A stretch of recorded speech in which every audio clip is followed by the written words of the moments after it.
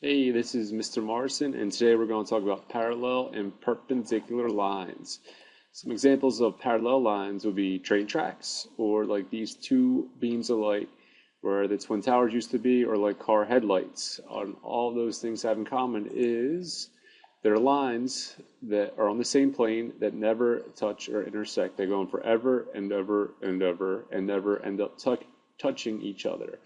Opposite of that will be perpendicular lines, which look like this telephone pole, the T, the cross, and also these windows over here where they crisscross. And perpendicular lines touch, cross, but more specifically, they intersect, cross, touch, and form 90-degree angles. So that's parallel lines never touch, perpendicular lines touch and form 90 degrees. Transversal is when there's more things going on. It's when a line, like this one right here with no end on it, crosses two other lines. That's a transversal when it cuts across two different lines.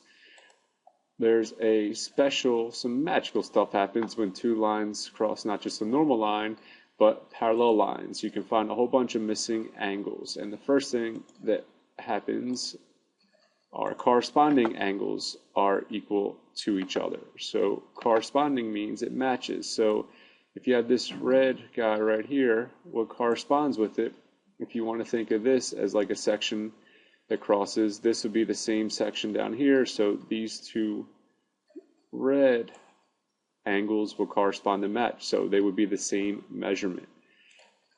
There are other corresponding ones, like right here, corresponding the top right.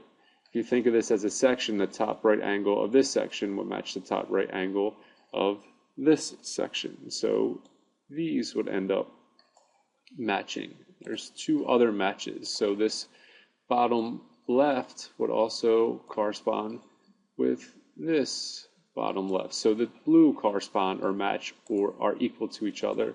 And then the bottom right would also be equal to each other. So they will correspond to each other. So if you knew this pink angle was 110 degrees, this pink angle would also be 110 degrees.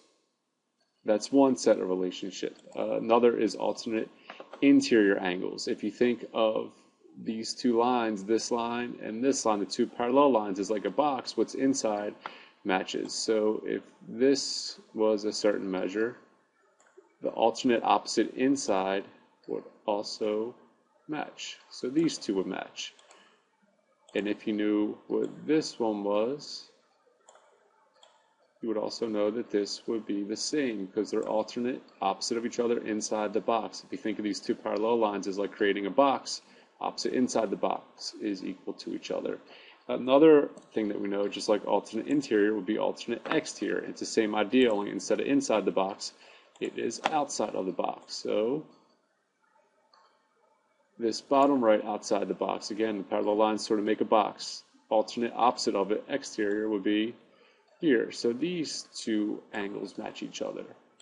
And same is true for over here. So this angle down here would also match this angle up here. So if you knew that this was, just say I'm making this up, 70 degrees, you'd also know that this would be 70 degrees.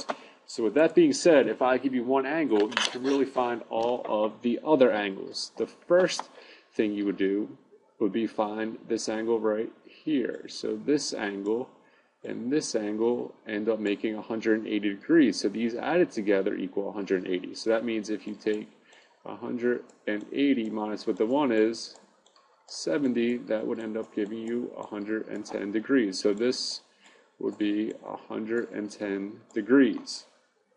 This angle down here is alternate exterior. So this would also be 110 degrees. And then 70 is alternate exterior with this one, so this would be 70 degrees. So now we know four of them. And the same principle applied up here with the 110 and 70 equaling each other. This also forms a straight line right here, so this would have to be 70 degrees. And it's also corresponding. These are both, if you think of this as a set of angles and this is a set, they're both in the top right.